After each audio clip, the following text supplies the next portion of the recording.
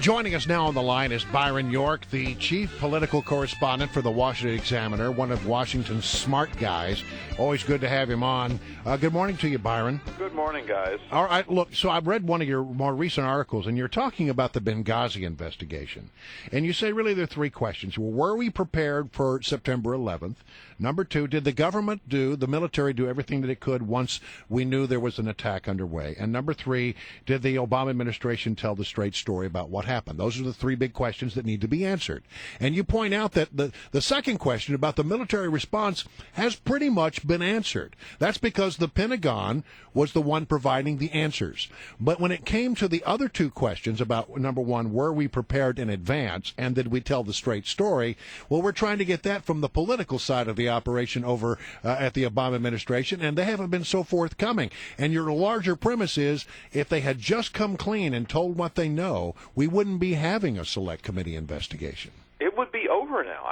Certainly if the State Department and the White House had cooperated like the Pentagon did, and remember the Pentagon was cooperating with a Republican-led investigation, House Armed Services Committee led by a Republican chairman, who came to the conclusion that the military, while badly out of place to respond to Benghazi, did everything it could with what it had during those hours that Americans were under attack. And they also told me that the Pentagon supplied every witness up and down the chain of command, every document they asked for, all the information they asked for in a timely manner. I don't think there's any doubt that if the State Department and the White House had cooperated like the Pentagon did, we would not be talking about Benghazi now. And now we hear that the Democrats, well, they might participate in the hearing, but they're definitely going to participate in a spin room operation.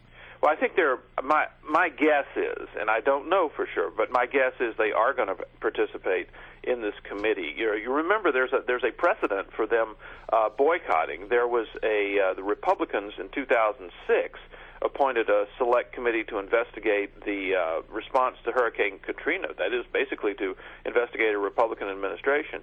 Democrats, Nancy Pelosi said it was going to be a, quote, sham, and Democrats boycotted that. So there's a precedent from them doing that, but I really get the sense among Democrats that they believe that they should have a voice on this committee. They should have somebody kind of keeping up with what's going on, keeping track of what those crazy Republicans are doing, and be part of the committee. Just look at, Elijah Cummings, the ranking member of the Darrell Issa committee.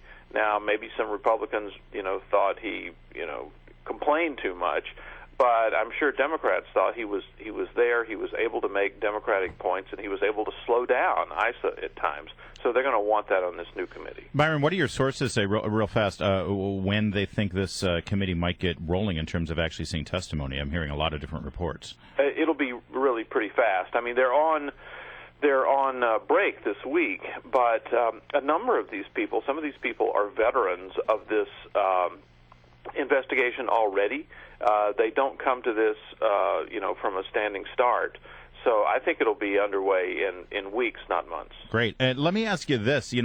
Pointing toward the 2014 midterms, we've been discussing how the Republican strategy is going to center very much on Obamacare, and Democrats are acting like the number of sign-ups, or quote-unquote sign-ups, we still don't know exactly who's paid for this insurance, is going to inoculate them from any criticism. Because, look, the people wanted it. We got all these people their insurance. But the proof is in the pudding here, and apparently people aren't very happy once they have the insurance that they got through Obamacare. No, and there's some evidence now that people's attitudes toward Obamacare, and it remains unpopular, right?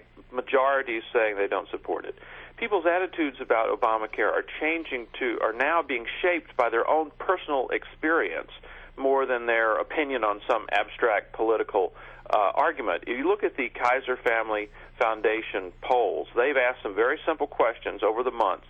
Questions are, would you say you and your family have personally benefited from the health care law? And then the second question, would you say you and your family have been negatively affected by the health reform law?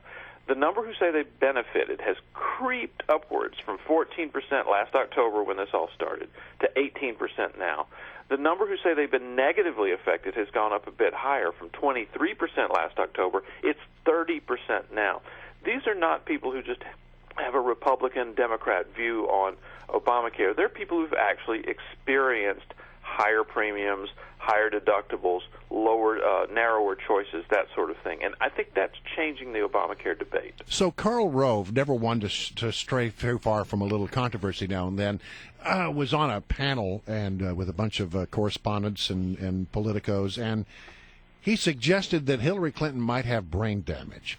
And his point was, we know she had an accident, we know she had a bad fall, and then we see her show up with these glasses, and traditionally these glasses are worn by people who've had serious brain injuries.